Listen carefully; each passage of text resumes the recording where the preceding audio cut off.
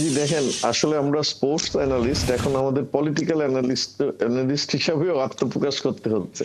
জিনিসটা কি দেখেন, যে একজন সভাপতির পক্ষে সব কাজ কি করা সম্ভব?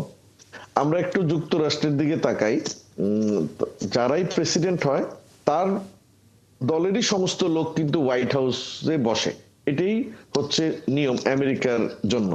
তা আমাদের এখানে আমরা যেই বোর্ড মেম্বার নিয়ে চলছি বা যে যারাই বসে আছেন, তারা তো, আমি ভালো খারাপের দিকে যাচ্ছি না, একজন একজন বোর্ড সভাপতির পক্ষে এতগুলো দিক নির্দেশনা দেওয়া বা এত দিক খেয়াল রাখা কোনো মতেই সম্ভব না, যদি না তাকে অন্যরা সেইভাবে সহযোগিতা করে।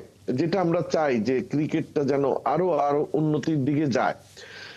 দেখেন, আমি প্রথমেই কিন্তু আপনাদের টকশোতে একবার বলেছিলাম যে গান বাজনা, তারপরে আনুষঙ্গিক অনেক স্টারস, মানে অ্যাপার্ট ফ্রম ক্রিকেট আপনি নিয়ে এসে আসরটা জমাতে পারেন, কিন্তু খেলার মান কিন্তু কখনো বাড়াতে পারবেন না আপনি যদি ভালো বিদেশি প্লেয়ার না আনেন। এই কথাটা আমি আজকে না, আমি যতদিন ধরে টকশো করে আমি বলেই আসছি। কিন্তু আসল জায়গাটায় যদি গ্যাপ রেখে আপনি আনুষঙ্গিক সবকিছু করেন, যেমন একটা উদাহরণ দেই, যে আপনি ক্লাস 1 থেকে 10 পর্যন্ত ফার্স্ট হলেন কিন্তু ম্যাট্রিকে ফেল করলেন, তাহলে কি হবে? হবে না। এখন সবকিছু কিন্তু দেখেন, আমরা যেগুলো জানি সব মিডিয়ার মাধ্যমেই জানি। এই যে ধরেন প্রকাশ্যে আপনার মতবিরোধ, সেটা হতে পারে, মতবিরোধ হওয়া কিন্তু খারাপ না, সবাই যে একমতের হতে হবে, সবারই যে লাল রং পছন্দ করতে হবে, সবারই নীল রং পছন্দ করতে হবে, এরকমটা না। কিন্তু যেটা সবার জন্য ভালো হবে সেই সিদ্ধান্ত গুলি নিতে গিয়ে গেলেও কিন্তু বোর্ড সভাপতিকে সাহায্য করতে হবে মানুষের। ইভেন বোর্ড সভাপতিও কিন্তু ভুল সিদ্ধান্ত নিতে পারেন, কারণ উনিও কিন্তু একজন মানুষ। উনি আগেও যে বোর্ডে ছিলেন না এরকমটা কিন্তু না।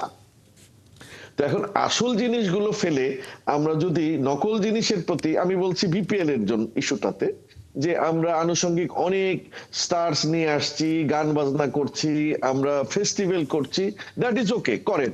কারণ এখন এখন সব franchise, not only in BPL, every games, সব ধরনের খেলার মধ্যে কিন্তু দুটো জিনিস ঢুকেছে, একটা হলো ফেস্টিভ্যাল মুড, আর একটা ঢুকেছে ব্যবসা। এই ব্যবসাটাই যখন ঢুকেছে তখনই কিন্তু আপনার খেলার মান ধীরে ধীরে কমে যাচ্ছে।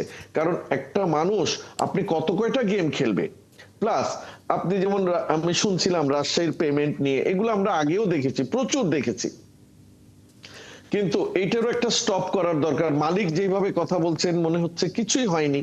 আবার যখন আমরা মিডিয়ার মাধ্যমে শুনি যে আপনার চিটাগাংয়ে তাকে বেরি হতে দেয়নি বা আপনার বাস আটকে রেখেছে, এই জিনিসগুলো যেহেতু এটা একটা ইন্টারন্যাশনাল লেভেলের খেলা, বাইরের প্লেয়ার যেই মানেরই হোক তারা আসছে, তাদের মাধ্যমে তো এটা আমাদের যে একটা খারাপ চিত্র আপনার বিদেশে ছড়িয়ে যাচ্ছে, this is bad for cricket.